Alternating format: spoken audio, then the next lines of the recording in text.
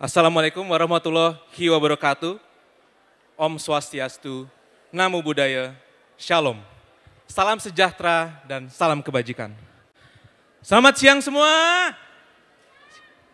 Selamat siang. Selamat siang penggiat ekonomi digital. Selamat siang penggerak ekonomi bangsa. Selamat datang di sharing session Festival Ekonomi dan Keuangan Digital Indonesia tahun 2022. Salam kenal, nama saya Reza Mahdi Daniswara. Saya sangat berhormat karena saya dapat mewakili instansi saya bekerja, Sekretariat Jenderal Dewan Nasional Kawasan Ekonomi Khusus, Kementerian Koordinator Bidang Perekonomian. Di sini saya akan memandu sharing session siang ini yang bertopik cyber security. Ini topik yang sangat menarik sekali. Teman-teman yang sedang berkumpul di stand-stand mungkin bisa maju ke depan karena tidak saja kita sharing session dan mengenai knowledge, kita pun juga akan bagi-bagi hadiah. Cyber security, apa sih cyber security? Nah, saya langsung saja memperkenalkan speaker siang ini. Beliau adalah speaker dan juga mentor, dan dia juga researcher juga. Dia sekarang menjabat sebagai General Manager Kawasan Ekonomi Khusus Nongsa. Saya langsung sambut saja dengan cepat, Mas Ari Nugrahanto.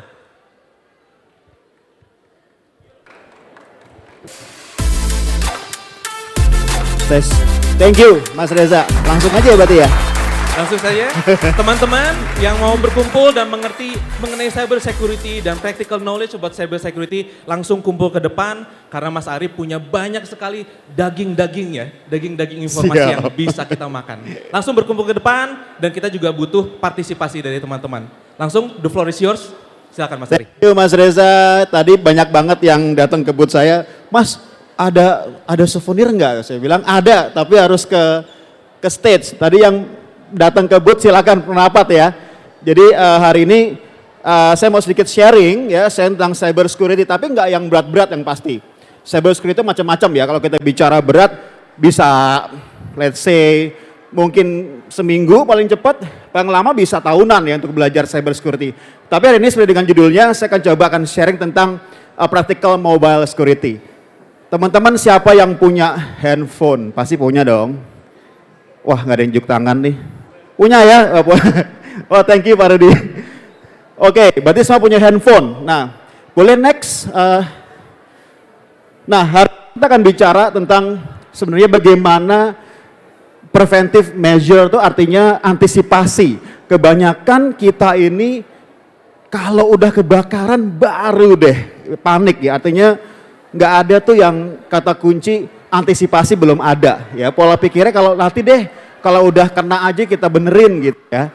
Nah hari ini kita akan coba secara praktis ya, nggak teori, kita praktis. Gimana caranya supaya data pribadi kita enggak di-hack atau diretas bahasa Indonesianya. Berikutnya kita seru-seruan tentang kita tes your mobile security password tuh kuat enggak. Nanti ada cara tesnya. Yang paling kuat dapat hadiah. Nah seru nih. Ya, yang paling kuat dapat hadiah ya. Yang terakhir adalah tentang antivirus dan data encryption. Ini kadang-kadang pemilik handphone agak sedikit apa ya? Bukan skeptical tapi kayak masa sih dibutuhin ya, handphone saya kan udah canggih, handphone saya kan udah keren gitu ya. Masa ada yang ngambil data saya? Nanti saya cerita banyak kenapa butuh kita antivirus dan data encryption dalam mobile handphone kita. Nextnya boleh. Sebenarnya saya mau ada main brain gym nih. Ada yang mau dua orang nggak partisipan volunteer yang ke depan. Kita butuh volunteer buat ya. ke depan. Ayo kita ramaikan. Dapat hadiah nanti. Langsung dapat hadiah. Ini saya langsung tarik aja Mas ya. Iya. Langsung tarik. Harus cewek cowok atau cowok-cowok saja atau ya. bagaimana? Ayo sini. Kita latihan. Ayo Mbak. Ini ada satu nih. Dapat hadiah. Asik. Ayo. Kita brain gym. Ayo Mbak, ke sini. Brain gym ini Satu lagi, butuh dua orang kan seringnya latihan bodybuilder ya atau apa nge-gym. Kalau ini kita otak kita nge-gym. Oke. Silakan beri tengah-tengah. Kamera mana yang mau dilihat? Yang mana kameranya? Oh ya itu. Cantik-cantik ya Mas Oke. ya. Ada badapan, Mbak? Ada badapan? Ada badapan dengan Mbaknya ya. Jadi Mbaknya yang A, yang B ya. Nah sekarang yang A ikutin saya begini nih.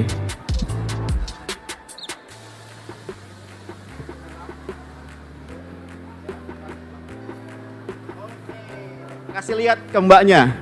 Kasih lihat. Enggak, ini nggak usah ikut-ikutan. Ini mbaknya ke depan dikit ininya, jarinya ke depan. Nah, kita tes agak ke depan dikit, tarik ke depan. Oke. Sekarang mbaknya tunjuk jari ya, tapi jangan disentuh. Tunjuk jari mana, minta mbaknya. Mbak siapa namanya? Dina, Tina, Vina. Oke, Mbak Vina. Mbak Vina, nanti kalau jari ditunjuk gerakin ya. Oke, siap. Tunjuk ya, jadi sentuh. Silahkan. Aduh. Salah jari. Aduh. Salah jari. Nah. Keren. Lagi mas sekali. Lagi. Ayo silakan. Nanti belas dendam Mbak Vina. Coba. Ayo loh. Agak sulit ya. Oke. Gak satu lagi. Satu lagi sekarang. Iya. Nyari. Nah, keren. Tepuk tangan dong semuanya. Balance tuh. Sekarang gantian belas dendam. Gantian. Mbak Vinanya ya. Otaknya iya, Mbak proses Vina untuk gantian ya. tunjuk. Ini bener nggak tadi muternya tuh? Bagaimana? Oh iya. Tarik. Iya, Yes. benar ke depan. Tunjuk, jangan sentuh. Yang mana Mbak Wah, ini Vina? mau balas dendam nih kayaknya Mbak Vina ini. Iya, yes. Aduh. Bisa akhirnya. Dua lagi, ayo.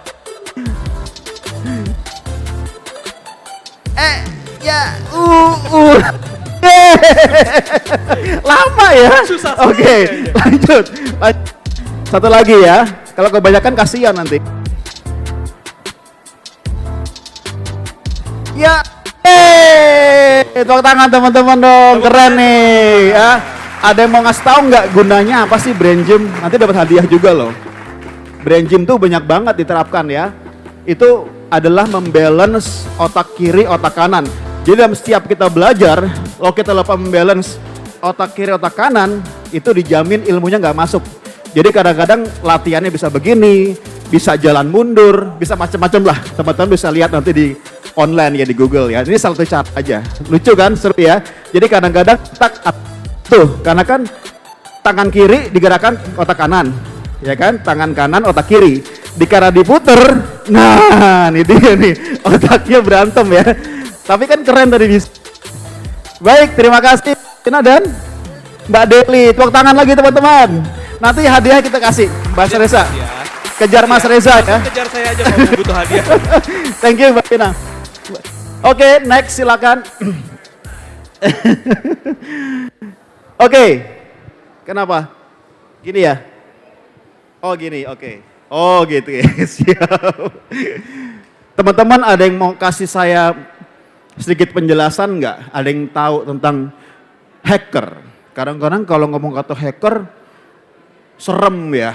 Tapi saya mau coba jelaskan, tapi saya pengen tahu siapa yang kira-kira paham tentang istilah hacking, hack atau hacker, siapa? Nanti dapat hadiah lagi, ada apa? Ada pin, ada pulpen, apalagi tuh Mas Reza? Ada kantong. Oh ada ini nih, juga, ada Equil ya, Equil udah dapat tuh. Itu buat kita. Oh bukan ya? Buat kita. Ada yang mau kasih tahu siapa? Hacker, apa sih hacker? Mbaknya kayaknya tahu nih kayaknya nih. Saya sering dihack mas gitu ya. Foto-foto saya diambil loh, jangan ya, jangan sampai. Tapi bisa terjadi loh, hati-hati ya. Ada yang mau tahu? Nggak ada? Oke, saya jelasin aja deh ya. Teknik hacking itu sebenarnya ilmu teman-teman ya, ilmu yang gunanya seorang network IT di dalam sebuah perusahaan itu mengetes sebuah jaringan ya. Tapi secara resmi karena dia di perusahaan tersebut dia mengetes apakah ada masalah atau enggak dalam sistemnya. Nah itu ilmu, tapi ilmu itu bisa dikembangkan terus. Akhirnya banyak istilah-istilah hacker yang ada black hat, ada white hat, ya, ada script kiddie. Script kiddie itu kayak hacker amatir lah gitu ya, dan macam-macam. Nah ini yang mau saya kasih tahu bahwa seorang hacker itu nggak selalu harus negatif. Mereka juga ada positifnya ya, makanya banyak di perusahaan-perusahaan besar, di pemerintahan juga pasti ada ya Pak ya, seorang hacker di dalam. Kalau nggak ada, serem ya, nggak ada security-nya nanti. yang ada nanti dijebol. Nah ini nanti saya mau cerita apa sih, apa saja yang bisa dijebol ya oleh seorang hacker. Tapi kita lebih spesifik ke mobile yang teman-teman punya atau mobile application. Nextnya silakan. Jadi hacker orang baik. Siapa yang senang lihat tanda ini? Unjuk tangan, jujur. Bukan free wifi ya, free wifi ini yang laki-laki inget ya. Ini free wifi. Pasti senang semua. Nih Mas Reza paling senang tuh. Wah, free wifi. Apalagi buat main game Mas Ari. Ya. Free wifi di cafe. Apalagi nggak ada gemboknya. Ya, itu kayaknya free ya, free banget. Tapi disinilah jebakan Batman-nya teman-teman, hati-hati ya. Makanya saya selama di sini nih teman-teman, bukan berarti saya bilang di sini wifi-nya jelek ya, enggak. Cuman saya karena sudah paham tentang cyber security, saya nggak pernah online dengan menggunakan wifi dari sini. Kalau saya pribadi. Oke, next slide. Nah tuh, apa sih yang terjadi kalau kita sampai data kita keambil? Agak serem loh teman-teman. Pernah ada kejadian banyak akun-akun Tokopedia ada Gojek diambil, jadi kita ditagih tiba-tiba loh. Barusan aja kemarin teman saya dihack loh. Dia nelpon saya pakai nomor telepon dan fotonya dia, ngaku-ngaku teman saya. Tapi karena saya tahu nih nomor teleponnya beda, saya bilang, "Bapak dari mana? Bapak salah nih. Saya nggak bisa dibohongin." Berarti teman saya dihack. Ya kadang-kadang minjem duit juga bisa pakai nama kita, pakai Instagram kita, itu banyak banget terjadi. Yang lebih serem lagi, sekarang siapa yang tahu kalau account bank kita setiap hari diambil 1 perak, 1 rupiah, siapa yang sadar? Nggak ada kan? Nah ini percaya nggak percaya ya, tapi seorang hacker bisa begitu. Makanya dari sekarang kita harus hati-hati nih, kita protect dari sekarang handphone kita minimal ya, handphone nanti setelah itu kita kembangkan ke yang lain. Nextnya, slide-nya. Nah, jadi paling enggak teman-teman pastikan ya handphone ada passwordnya. Nah ini jangan sampai nggak ada password ya, pastikan. Kedua, enable the data erase function. Ini kalau di iPhone ada, kalau di Android saya juga ada sih. Jadi kalau handphone hilang dalam waktu berapa detik, dia akan kalau kita matikan kondisinya dia akan hilang. Kalau di iPhone ada Find My iPhone. Kalau di Android saya rasa juga ada sih. Dan jangan lupa screen lock, dan yang paling penting adalah selalu update operating system. Kadang-kadang suka lupa, kalau udah diingetin gak diupdate nih bahaya. Karena apa? Perusahaan-perusahaan seperti iPhone dan Android juga selalu memperbarui operating systemnya. Kenapa? Karena dia pun juga mengalami sebuah isu-isu atau masalah-masalah bug. Bug tuh kalau dalam dunia IT itu kayak semacam ketidaksamaan sistem yang menyebabkan celah bagi seorang hacker untuk masuk. Jadi jangan lupa tuh update selalu operating system ya, jangan sampai lupa. Kalau lupa wah selesai deh ya. Wah ini hilang, oh jadi kecil. Jangan dihack. Oh dihack. Wah dihack nih di sini bahaya juga. Oke nextnya silakan. Nah ini kita mau seru-seruan nih, ini dapat hadiah lagi. Kita akan uji siapa password yang paling kuat. Ya password yang paling kuat. Oke nextnya silakan. Nah teman-teman silakan scan ini, nanti masukkan password masing-masing. Siapa yang paling lama dapat hadiah. Lama tuh berapa tahun, berapa hari seorang hacker bisa meretas password teman-teman. Silahkan, nah ini seru nih. Langsung scan ya teman-teman, nanti langsung Ya. masukin password. Cuman ingat, harus diingat password yang dimasukin, jangan asal masukin juga. Itu bukan password namanya. Iya. Nanti kayak ibu saya password selalu lupa terus soalnya. Iya. Kemarin ada dari Mas siapa itu yang kemarin IO kita. Passwordnya 1, 2, 3, 9. Setelah dicek pakai ini bisa diretas dalam waktu, wah ini dia. 0 jam. Mas. 0 jam. 0 jam ya diretas, hati-hati tuh. Apalagi banyak teman-teman juga menggunakan tanggal lahir. Tanggal lahir tuh bahaya, jangan. Paling sering. Udah, berapa lama Pak? 1000 years. 1000 years, oke. Ada yang bisa lebih lama? Berapa lama? 240. 240. Ini berapa? Berapa? Berapa? 86 centuries. 86 centuries. Hackernya juga kasihan ya. Ada lagi yang bisa Ada yang ngalahin? lebih tinggi 86 centuries tadi. itu 3 trillion years. itu hackernya nyerah udah langsung. Ini 3 trillion years. Kelamaan lebih mana jauh ya? lagi. Ini kan abad. 86 Ini iya, abad ya. Mbak Yulia berapa? Hah? 817 apa Mbak? 817 tahun. Masih kurang lama. 3 trillion itu lebih besar. Jadi siapa nih paling lama? 3 pemenang. 111 triliun years. Jadi udah 3 pemenang nih. Ini hackernya langsung pulang kampung. 1000 trillion years. Ntar, Mbak, ini Makin tadi parah. passwordnya apa? Ini kayaknya Password yang dimasukin apa? loh. Nggak bisa. Nggak diterima. Maaf ya Mbak ya. Kalau nggak ini Oke. bukan password namanya. Gak apa-apa. Tadi yang udah nunjukin nanti di screenshot, teman-teman di screenshot. Nanti bisa ke Mas Reza kasih lihat. Nanti ada hadiah ya dari Mas Reza. Saya Santa Claus lah bagi-bagi Santa hadiah. Claus. Intinya teman-teman, mau sesulit apapun password, tidak apa-apa. Setiap handphone punya namanya password manager. Coba dicek masing-masing. Kalau nggak ada, biasa kalau Android mungkin harus download download aplikasi sendiri biasanya. Tapi kalau di Apple, iPhone, biasanya sudah ada password manager. Disimpan supaya nggak lupa. Kayak tadi misalnya mbaknya yang lupa ya, nggak ngerti itu. Kalau mbaknya nggak inget gimana hackernya, ya. Yang penting adalah bukan kita ingat, tapi kita store dalam satu aplikasi atau sebuah password manager sehingga kalau kita lupa kita bisa retrieve, ya. Itu paling penting. Nextnya silakan. Nah ini salah satu contoh password yang terbaik itu adalah terdiri at least 8 characters, ya. Terdiri dari huruf besar, huruf kecil, ada nomor, dan ada simbol-simbol dan lain-lain. And the best password yang tidak bisa di-crack itu selama ini adalah terdiri dari 25 characters. That's the best.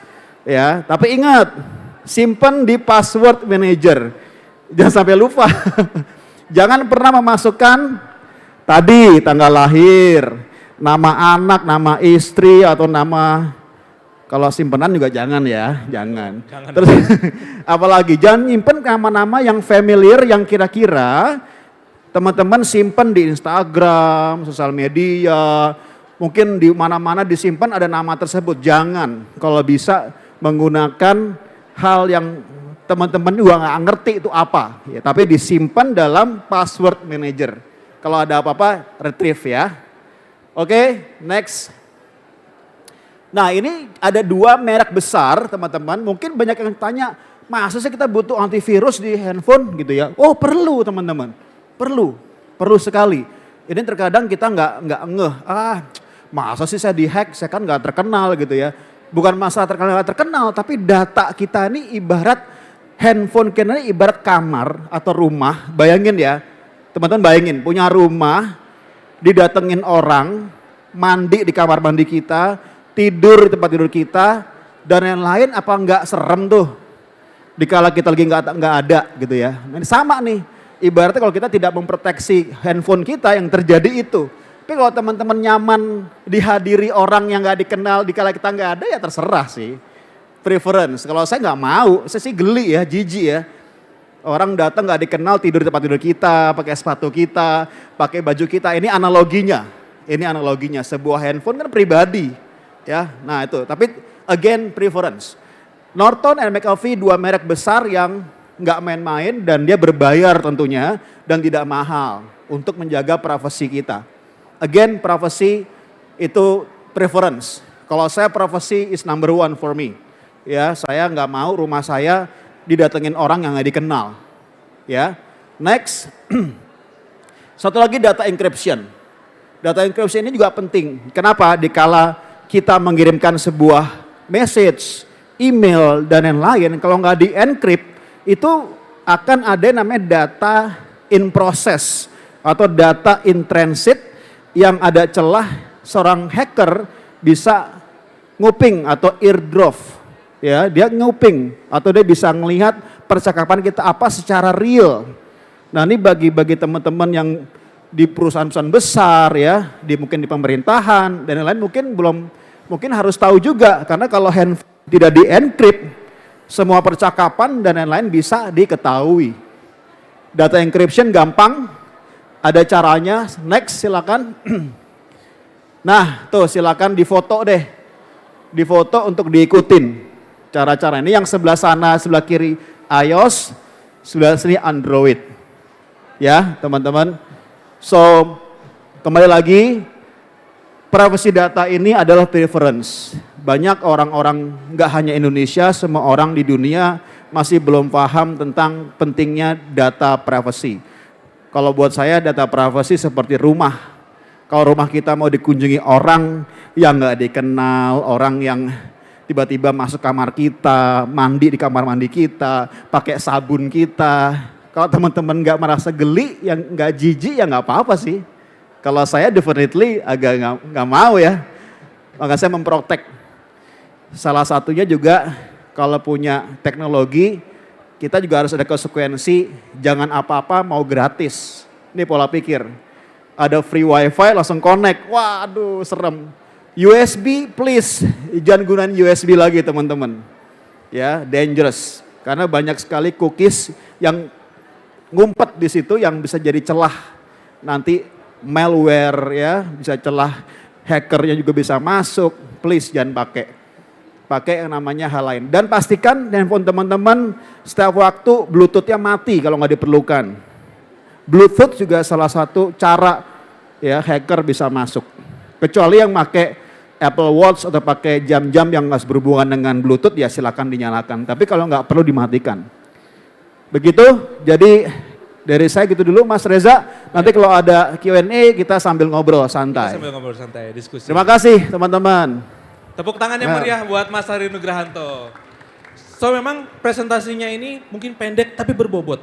Tapi kita pengen lebih banyak diskusi karena Mas Adi sendiri kemarin bilang bahwa lebih banyak expert cyber security yang ada di sini ya. Betul, pastinya. This is only sharing. Apabila ada diskusi, kita mau berbicara, langsung unjuk tangan, langsung question and ask, kita langsung jawab pertanyaan. Jadi kita ngobrol aja, ngobrol santai. Silakan. Tapi Mas, kalau boleh tahu nih, sebelum kita masuk ke penonton ya, saya dapat beberapa pertanyaan Mas sebenarnya. Pertanyaan pertama, tadi kita dengan keuangan digital saat ini kita banyak sekali menggunakan GoPay, OVO atau banyak sekali media-media lain di mana kita sudah merubah uang yang tadinya bentuk fisikal menjadi digital. Dulu kalau misalkan nenek saya mungkin nabungnya tuh di bawah kasur gitu. Lebih aman karena semua berada di bawah kasurnya dia uang kertas gitu. Ya. Nah, sekarang dengan perubahan menjadi digital, apakah itu lebih rentan untuk di-hack gitu Mas? Ya, di mana-mana kerentanan pasti ada, tapi yang balik lagi, semua kerentanan itu bisa diantisipasi dengan teknologi juga yang sebenarnya setiap perusahaan teknologi juga sudah menyiapkan. Cuman terkadang kita ini, saya nggak mau bilang orang Indonesia, tapi karena saya orang Indonesia, jadi saya tanya di Indonesia gitu ya. Dari 10 orang yang beli handphone, 9 orang nggak pernah baca buku instructionnya, betul nggak? Saya juga belum pernah Mas sama sekali. Betul ya? Terus kalau ditanya, kenapa beli iPhone? Jawabannya apa? Karena keren. Fotonya bagus. Iya. Ya. Sebaliknya, kenapa beli Android?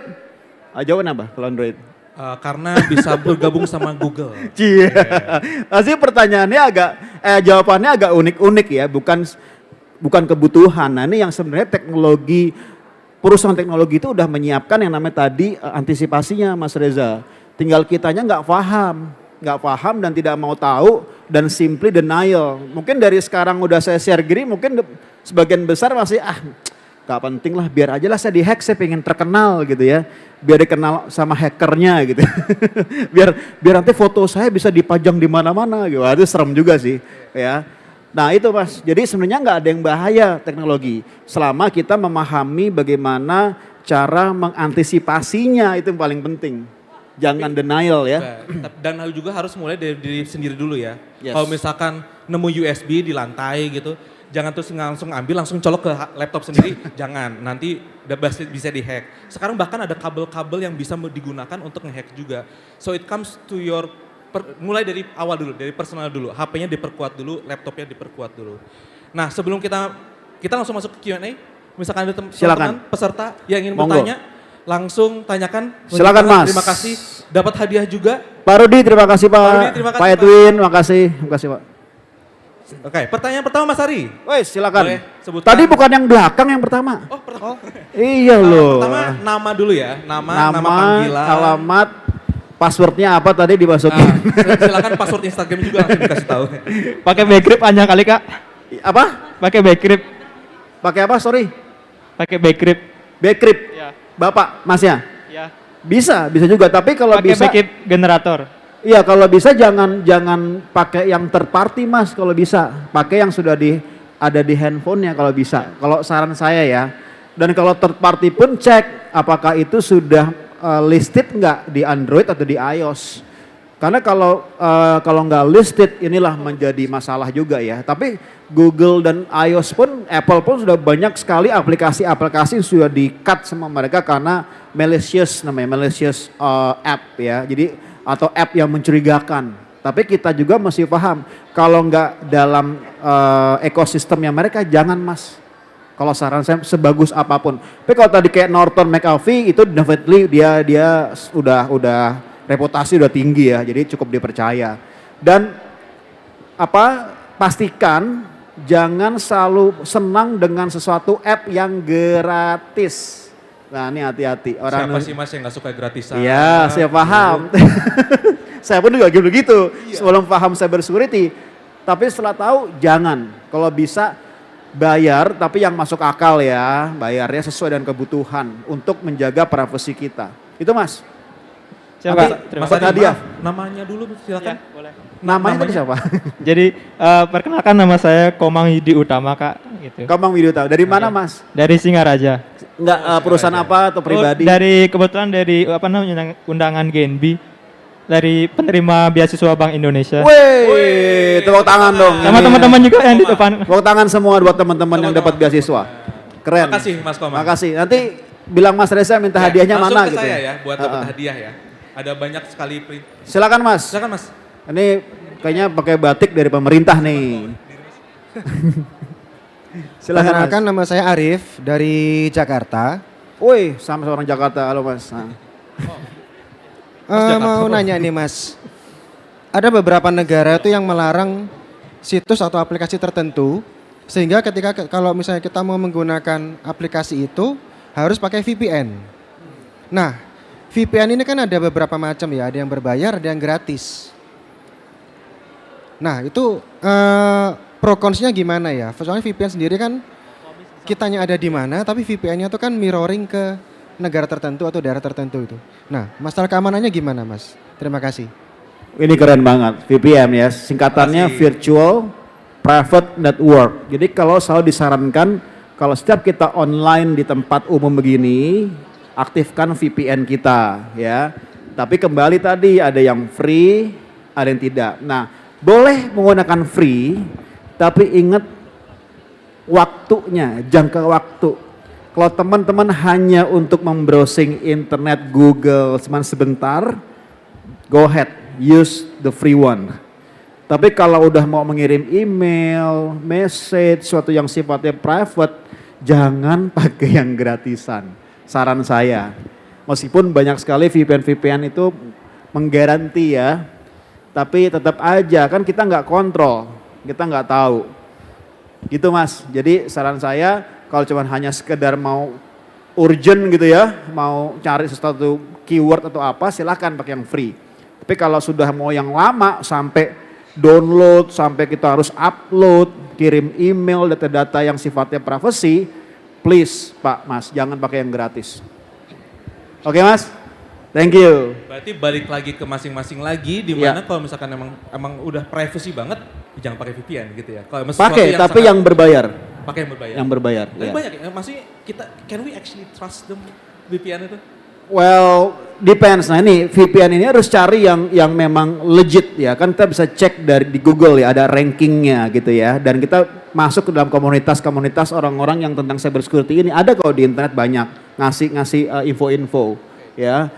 Jadi jangan percaya gitu juga. Harus cari VPN yang minimal. Kan kalau di Play Store atau di Google Store, Apple Store kan ada yang ratingnya ya. Cari rating yang tertinggi dan yang download yang banyak. Itu definitely udah pasti harusnya legit sih harusnya. Jangan ngambil yang gratis, nggak ada yang rating, nggak ada Iya. user review juga nggak Nggak ada, langsung di-download. jangan. Jangan-jangan itu malah malware ya? Bisa nggak? Bisa Kalau nggak malware ya berbentuk bisa jadi. di dalam aplikasi di iStore, Apple Store atau di Google Play? Bisa Apakah jadi, malware? bisa jadi. Jadi harus hati-hati banget ya Mas ya untuk kayak Harus hati-hati, harus stay vigilant namanya, waspada. Kok turun sendiri nih? Jadi kayak pelawak dong, turun sendiri. Lanjut. Oke, ada pertanyaan lagi? Wah banyak sekali nih. Wah. Waduh, Tapi bajunya siapa yang habis. lanjut duluan. Turun tangan dulu, turun tangan. Nangkat. Kayaknya Mbak duluan. Sorry ya. Monggo, monggo, silakan. Mau berdiri juga boleh loh, biar nyaman. Ya, berdiri aja. Izin buka masker ya, Mas. Iya, gak apa-apa. Silakan Mbak. Perkenalkan, nama saya Sarah, saya mahasiswa dari Universitas Pendidikan Ganesha, saya juga penerima beasiswa dari Bank Indonesia.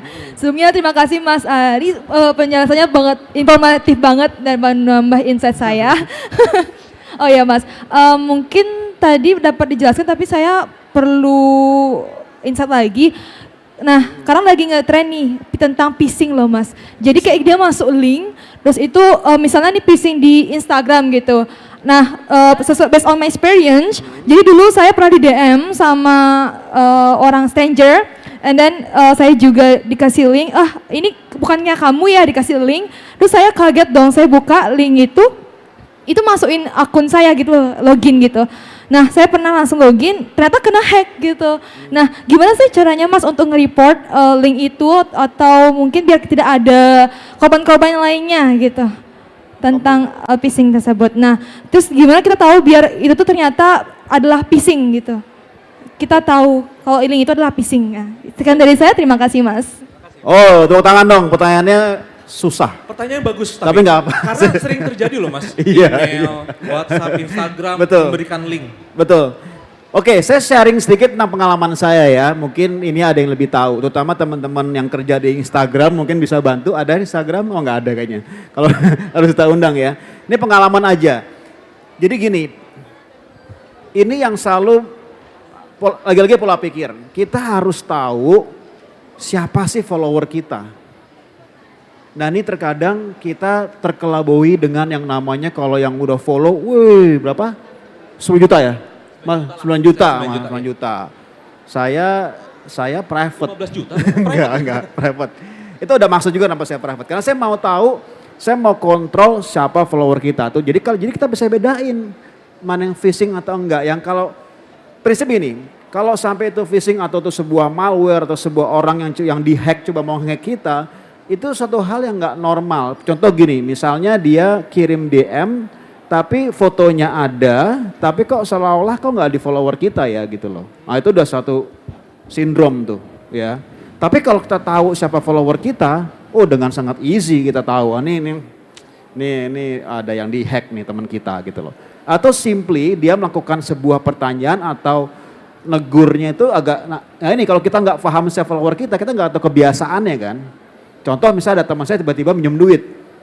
Masa kok minjem duit? Orang dia lebih kaya dari saya loh gitu kan. Nah aneh nih, saya telepon. Wah gue dihack, nah bener. Nah jadi sebenarnya balik lagi kalau boleh saran teman-teman yang punya Instagram yang tadi 10 juta, tadi Mas Raja 9 juta gitu-gitu ya. Coba bersih-bersih. Ada yang real temen gak? Kalau gak ada, saya di-kick aja. Kecuali teman-teman selebriti ya, nah saya gak tahu. Ya tapi kalau selebriti kan dia punya tim biasanya. Tapi kalau teman-teman yang mungkin tidak membutuhkan terkenal itu, coba mulai bersih-bersih deh. Kalau sampai diklik dia hanya 0 follower atau followernya banyak tapi tidak pernah posting, itu definitely bot atau robot. Ya, hati-hati. Itu cara mereka hacker-hacker untuk nyebarin bot-botnya itu ke kita. Kata senang tuh, wah ada yang follow kita gitu ya. Jangan 9 juta ternyata 80%-nya ternyata bot semua ternyata. Bisa jadi. Saya harus ngecek nih jadinya nih. Nah ini lagi-lagi kebiasaan pola pikir jangan seneng kalau ada orang follow. Saya kebalik, saya followernya cuma sedikit, cuma 900 lah. Tapi yang mau follow saya, jangan deh terus ngomong ya. Ada lebih banyak gitu loh. Karena saya nggak kenal. Kalau nggak kenal nggak akan saya accept. Kalau saya punya gitu. Karena buat saya social media is also my private life also. So I need to know siapa yang follow saya gitu loh. Karena itu privasi saya, foto saya sama anak keluarga saya gitu ya. Ya Mbak ya, gitu ya. Sip, bersih-bersih ya. Tadi ada 3 penanya lagi yang berbaju merah terlebih dahulu Mas ya, nanti kesini lagi. Kok kayak lagunya Dono, yang baju merah jangan sampai lepas. Kan saya emang. Oh ini, pakai laki tuh. Maaf. Baik, terima kasih atas waktunya. Perkenalkan, nama saya Andika Triananto. Saya dari Universitas Pendidikan Ganesha. Saya juga penerima beasiswa Bank Indonesia. Wah ini banyak banget penerima beasiswa loh. Ini tepuk tangan dulu nih buat penerima beasiswa nih.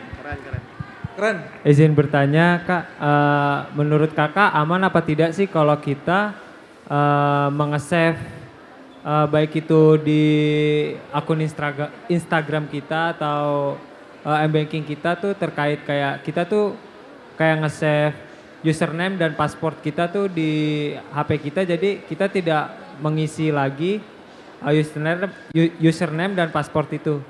Menurut Kakak itu aman atau tidak? Terima kasih. Oke, thank you Mas. Nama saya Mas siapa? Andika. Andika. Selama Mas Andika sudah menjalankan tadi step-step yang saya sarankan, ya, itu 90% aman. Kenapa 90%? Karena kita tetap harus stay vigilant atau waspada selalu. Ya, karena apapun itu, even Apple atau Google atau Android, mereka terus memegangkan yang namanya teknologi yang orang tidak bisa meretas atau menghack. Jadi 90% only Mas ya. Jadi jangan selalu trust dengan automatic password, reminder atau apa gitu. Kalau saya biasanya selama saya online-nya di wifi di rumah saya, yang saya ya mungkin nggak terlalu trust juga sih, tapi minimal kan tuh pribadi saya kan. Saya berani itu nge-save password. Tapi kalau lagi di luar saya langsung biasanya saya reset. Saya clear semua history saya, cache-nya saya clean juga, cookies-nya juga saya clean. Jadi baru saya buka browsing atau browser di tempat umum kalau saya.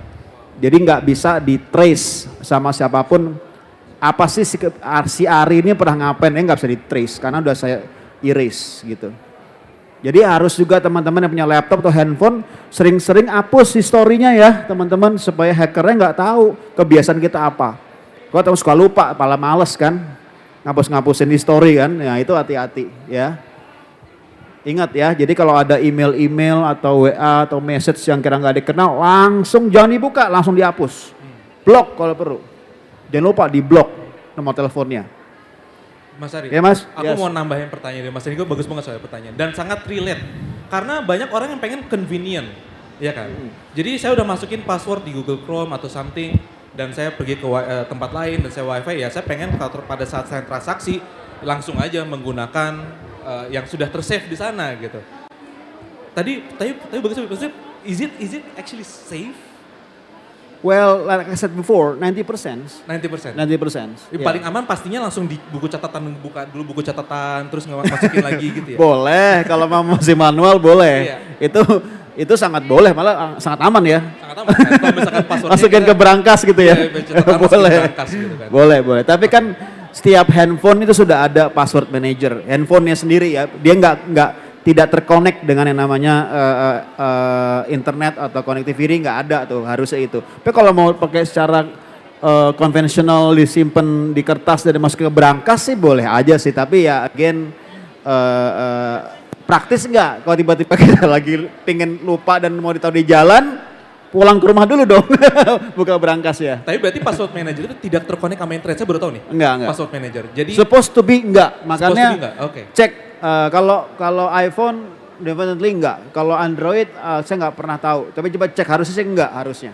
Jadi Harusnya harus enggak. mulai membaca instruction manual Ya masing-masing. ini, coba Password yang manajernya itu yang soalnya baru penting banget nih. yang Penting baru beli handphone atau udah lama, coba dibongkar-bongkar lagi, ada instruction atau ada manual book itu dibaca.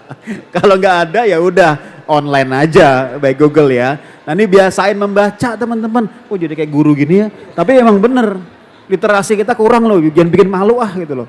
Baca gitu. Jadi ntar orang Indonesia senang baca gitu. Minimal baca manualnya gitu ya. Thank you Mas Andika pertanyaan. Thank you Mas. bagus Nanti banget. minta Mas Esa ya. Ya, nanti kasih souvenir. saya ya. Heeh. Mas yang di depan. Silakan. Mas Oh yang tadi depan. dari tadi loh nih nanya loh. Iya. Oh. Biar ganti-ganti. Oh iya. Cek. Thank you Mas untuk kesempatannya. Jadi perkenalkan nama saya Palguna. Saya juga seorang penerima beasiswa di sini. Wih, First of all, keren. thank you untuk materi yang sudah diberikan. Jadi mungkin saya mau bertanya karena kebetulan saya dari jurusan yang jauh sama cyber security ini. Nah, saya mau tanya dari tadi kan Mas ngejelasin tentang pencegahan. Nah, saya mau nanya gimana sih misalnya kita udah kecolongan atau HP kita udah diakses sama orang lain, ada nggak tips and tricks dari pengalaman Mas selama di dunia cyber security ini? Mungkin sekian pertanyaan dari saya. Terima kasih. Oke, ini kalau handphone hilang nih. Nah, tadi ada satu yang saya katakan di akhir slide itu, aktifkan yang namanya function erase data. Nah, saya nggak tahu kalau di Android di mana, tapi pasti ada check your manual. Kalau di Apple ada. Jadi dia kalau misalnya kita hilang, ya itu kan dalam sekali dia berapa kali gagal. Kita atur. Kalau saya buat 3 kali gagal, 3 kali gagal masukin password, langsung datanya erase automatically. Dan tuh handphone nggak usah dipakai sih biasanya.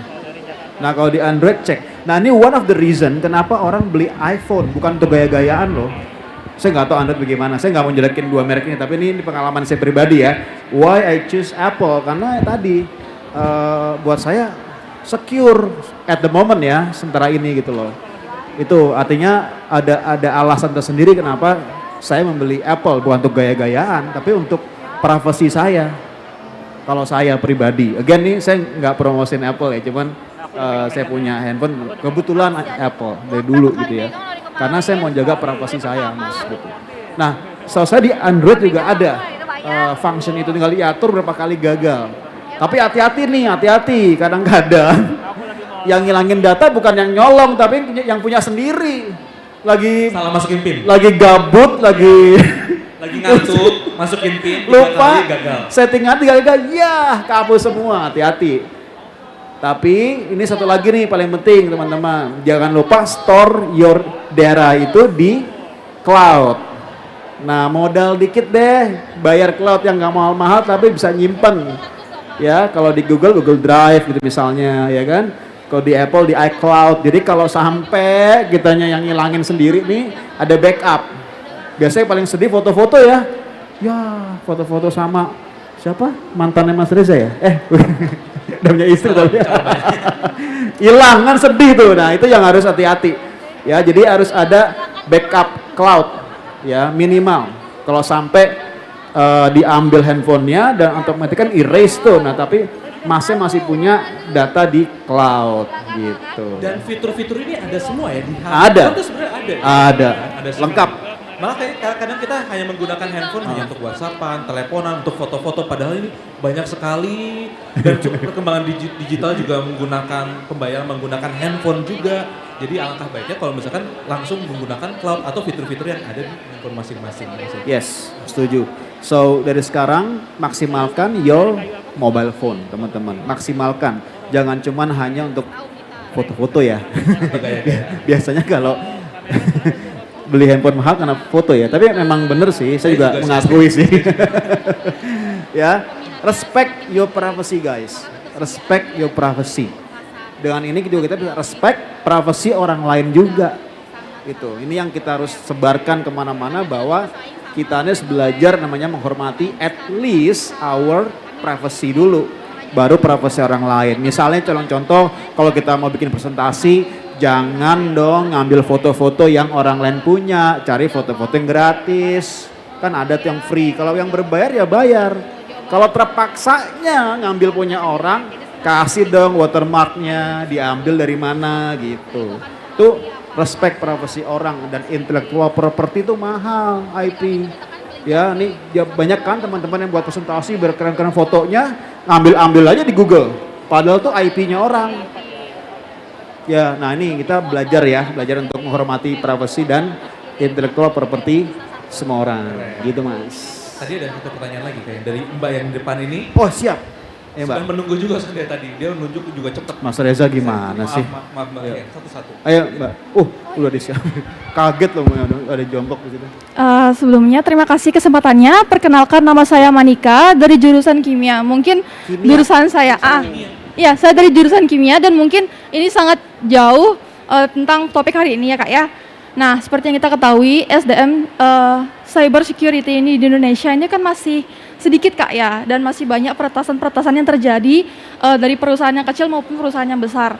Nah, dengan minimnya SDM yang ada di Indonesia ini tentang cyber security ini, bagaimana cara Indonesia untuk mengupgrade lebih baik lagi sumber daya manusianya supaya lebih aware tentang cyber security ini. Terima kasih.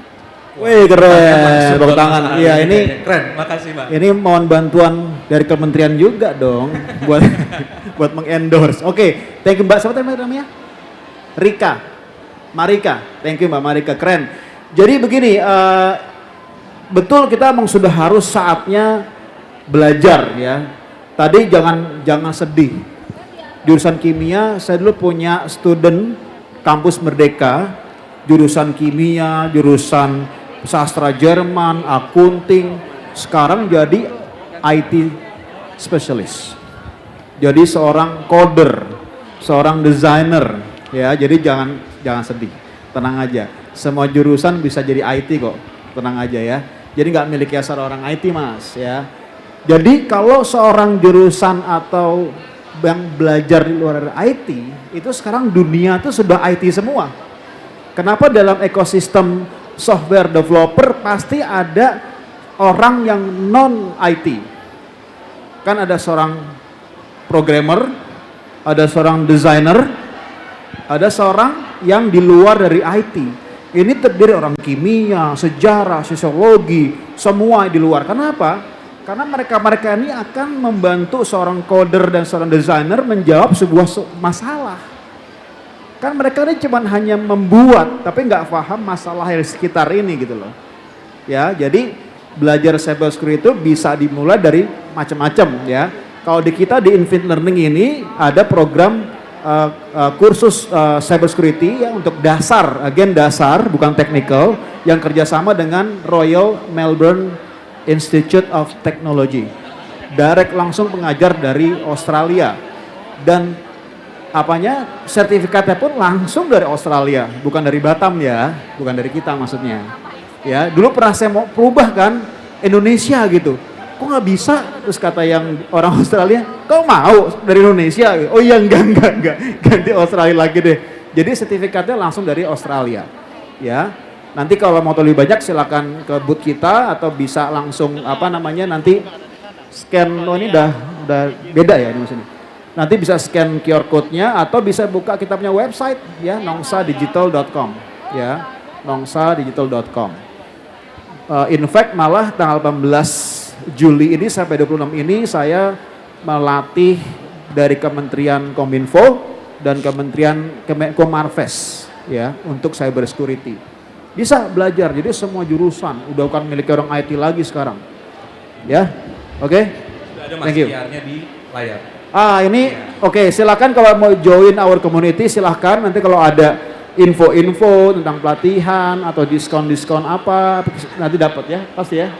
Langsung, tapi tadi pertanyaan bagus saya mengenai peningkatan SDM. Tadi juga Ya. Mas mau menjelaskan mengenai KEK Nongsa, di mana di situ adalah tempatnya berkumpul orang-orang yang tidak hanya IT. Ada orang pertanian, ada orang Lengkap. kimia bahkan. Kimia ada, saya ingat ada, sehingga sudah orang kimia. Ada kimia. Jadi Iya. jangan pernah takut untuk memulai apabila mau Iya. menjadi atau berkarir di dunia digital, langsung QR code-nya di scan saja, Anda bisa melihat. Nah, Ya. mungkin pertanyaan dari saya Mas. Tadi kan Mas sudah menjelaskan tentang kawasan ekonomi khusus Nongsa. Boleh nggak sih menjelaskan sedikit sebenarnya apa sih kawasan ekonomi khusus Nongsa ini? Oke, kawasan ekonomi khusus Nongsa ini adalah sebuah kawasan ekonomi khusus bidang digital. Tapi fokus kita nggak cuma hanya orang berinvestasi membuka sebuah inisiatif di sana, tapi fokus kita juga mengembangkan talent-talent digital di Indonesia. Digital talent bukan hanya sekedar dari background IT, tapi dari semua jurusan kita welcome. Di sana kita sudah ada Apple Developer Academy, ya dari Apple, bukan Apple Malang ya, Apple asli. Ya. Beda Apple dong, buat oke. dimakan dong. Ada juga Denny RMIT udah masuk juga dari Australia.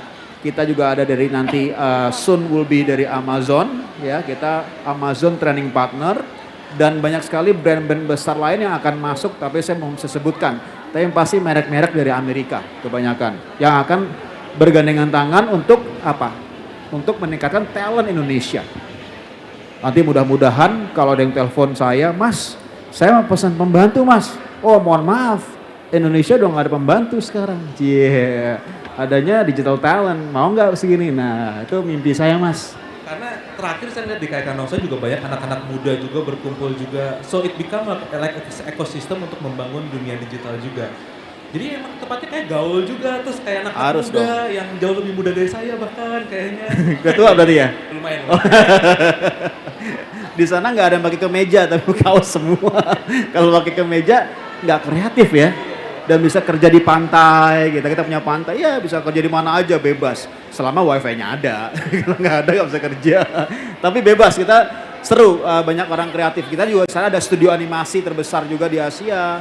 Ada studio film yang HBO, Hollywood bikin film di sana yang banyak. Kita kaget, saya pertama kali di sana kaget, oh bikinnya di sini ya, di Batam. Batam loh bukan Jakarta ya, Batam. Ya, jadi kita ketipu juga ya karena teknik film bisa di mana aja. Nah kita ada ekosistem itu dan itu sangat bagus mendukung untuk kita mau bergabung di ekosistem tersebut. Jadi mau nggak mau kita ada dampak positif jadi orang kreatif gitu. Dan dunia digital ini yang sudah terkumpul ini ya di dalam KK Nongsa tersebut untuk membentuk startup baru lagi dan bentuk Insya Allah, perusahaan baru ya, lagi. startup Yang digital, berkegiatan tidak cuma di cyber security, fintech dan lain-lainnya dan animasi yang Betul, tadi kita betul. Tadi Mas Sana mau tanya tuh. Oh. Mumpung Silakan Mas. ya, Halo, Mas. selamat siang Mas Ari. Silakan Saya Mas. Harjo dari Balai Diklat Industri Denpasar, Kemenperin. Wah, ini Kebetulan Balai Diklat. salah satu tugas saya itu mengelola account password yang kantor punya. Jadi gini Mas, kantor kita itu punya sekitar 47 account. Misalnya Zoom kita punya 3, Gmail kita punya 3, serta official account Kemenperin. Masalah yang sering saya hadapi itu distribution access. Misal untuk Zoom hanya saya percayakan kepada 3 orang.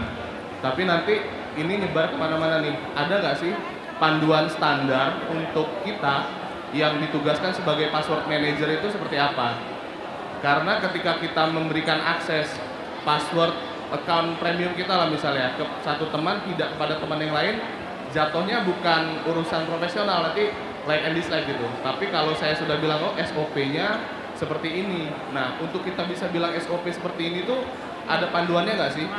Karena kan kalau ngacunya ke 27001 kan lebih ke administration-nya ya, security-nya itu. Yang kedua, saya sendiri pakai 3 untuk password manager. Main saya pakai Avast Password Manager. Yang kedua, saya baru pakai Bitwarden. Yang ketiga, saya pakai Satria. Nah, ini saya mau tanya ke Mas Ari. Tadi Mas Ari bilang kalau untuk password manager sebaiknya offline. Kondisinya gini Mas, di tahun 2020 HP saya itu hilang. Tapi salah satu fitur password manager saya yang Avast, karena saya menggunakan premium, kita bisa nge-call password kita ambil, kita pindahkan ke HP kita yang baru yang lama dihapus. Nah, kalau solusinya tidak harus bisa ke internet, ini agak malah menjadi masalah baru buat saya. Saya ganti HP, harus pindah-pindah manual, memindahkan database itu kayaknya PR lagi deh. Gitu kan. Yang kedua, Bitwarden tuh gini, kalau untuk user perseorangan gratis kita dikasih, tapi kalau untuk corporate kita berbayar. Nah, saya suka sanksi yang modelnya gini, kalau gratis sama bayar ini servisnya beda kan. Apakah kalau saya menggunakan akun personal untuk mengelola password kantor, seandainya ada problem, itu gimana? Yang ketiga ini agak krusial, mungkin agak nyindir instansi. Yaitu Satria itu kan password manager yang dibuat oleh BSSN. Pandangan Mas Ari tentang Satria gimana ya? Karena sebelum saya menetapkan pakai 3 password manager ini, Satria memang paling belakang. Kok saya merasa dari backbone-nya agak kurang ya gitu. Oke, terima kasih Mas. Mohon dibantu jawab. Baik, tepuk tangan dong, ini pertanyaan bagus banget. Saya jadi saya jadi belajar juga loh ya. Menarik. Ini udah next level ya. Tadi kan kita ngomong tentang individual level. Iya, ini udah ke technical. Oke. Mas, ini semua tergantung kebutuhan ya. Saya juga untuk menjawabnya mesti tahu lebih banyak tentang your inside network security seperti apa dan lain-lain ya. Tapi gini, kalau boleh kasih saran aja, tadi kalau untuk mendistribusikan sebuah password ini memang harus dibuat dari perusahaan Masnya harus membuat sebuah sistem informasi sendiri, Mas. Yang membuat security sendiri kalau saran saya. Jadi kita jangan selalu bergantung dengan third party juga, dengan aplikasi-aplikasi sudah ada gitu ya. Udah saatnya kalau memang ada kebutuhan untuk membuat SI sendiri, Mas, bikin, Mas. Itu saran saya karena di Nongsa pun juga kita bikin sendiri, Mas, untuk mengamankan kita punya data, kita punya password dan lain. Kita tidak mengandalkan dengan third party kalau dari kita begitu. Tapi tentunya ini kita bisa diskusi lebih lanjut sih nanti, Mas. Ya, karena kalau di sini kasihan yang lain karena ini very technical. Ya, thank you, Mas. Thank you. Oke, thank you very much. I think we all sudah hampir waktunya sudah habis. Mungkin sebelum kita akhiri, mungkin closing remarks dulu dari Mas Ari mengenai menyimpulkan dari seluruh topik yang telah kita bicarakan, diskusikan siang ini, Mas. Baik, Mas Reza, terima kasih. Oke, teman-teman, sekali lagi dari saya pesannya cuma satu, bahwa sudah saatnya kita tahu bahwa data kita ini adalah aset, ya, aset, dan data yang kita punya di handphone ini salah satu data terkecil yang kita punya selain yang ada di laptop dan lain-lain, ya. Jadi mulai sekarang, tadi sudah saya sampaikan, coba dilakukan langkah-langkah antisipasi tadi sehingga kita bisa minimal melakukan antisipasi, penjagaan atau pelindungan dari data privasi kita. Itu aja dari saya. Terima kasih. Luar biasa, tepuk tangan sekali lagi buat Mas Ari. Dan mungkin dari diskusi ini saya mau bertanya kepada teman-teman, apakah gadget Anda sudah aman? Itu pertanyaan yang bisa dijawab oleh masing-masing teman-teman ya. Untuk itu dengan closing remark tersebut saya sudahi diskusi kita hari ini. Saya mohon izin undur diri, mohon maaf apabila ada salah kata-kata. Terima kasih sekali lagi buat Mas Ari Nugrahanto. Assalamualaikum warahmatullahi wabarakatuh. Om Santi Santi Santi Om. Terima kasih.